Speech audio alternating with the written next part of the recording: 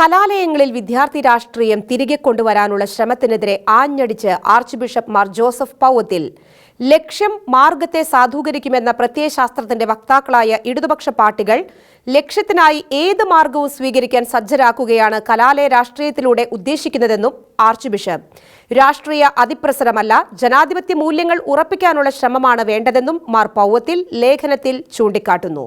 ഈ മാസം ആരംഭിക്കുന്ന നിയമസഭാ സമ്മേളനത്തിൽ കലാലയ രാഷ്ട്രീയം തിരികെ കൊണ്ടുവരാനുള്ള ബിൽ അവതരിപ്പിക്കുമെന്ന വാർത്തകളോടുള്ള പ്രതികരണമെന്ന നിലയിലാണ് Inter Church Council for Education chairman Mar Joseph Powathil ലേഖനം എഴുതിയത്.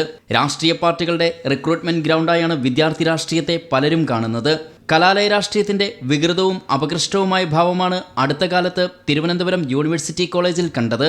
ഭരണസിരാ കേന്ദ്രത്തിന്റെ മൂക്കിന് താഴെയുള്ള കലാലയങ്ങളിൽ വിദ്യാർത്ഥികൾ പരിശീലിക്കുന്നത് മർദ്ദനമുറകളും വിധ്വംസക പ്രവർത്തനങ്ങളുമാണെന്ന കാര്യം ആരും മറക്കരുതെന്ന് ആർച്ച് ബിഷപ്പ് ലേഖനത്തിൽ പറയുന്നു. ഭരിക്കുന്ന സർക്കാരിന് സ്വന്തം പാർട്ടിയുടെ ആധിപത്യത്തിന് വഴിയൊരുക്കുന്ന വിദ്യാർത്ഥി സംഘടനകളെക്കുറിച്ച് ചിന്തിക്കാൻ കഴിയുമെന്ന് മാർ ജോസഫ് പൗവത്തിൽ പറയുന്നു. എന്നാൽ അതിന് വഴങ്ങിയാൽ കലാപകലുഷിതമായ ഒരു തലമുറയായിരിക്കും രൂപപ്പെടുക എന്നും ആർച്ച് ബിഷപ്പ് മുന്നറിയിപ്പ് നൽകുന്നു. ഷെക്കേന ന്യൂസ് ബ്യൂറോ, കോട്ടയം.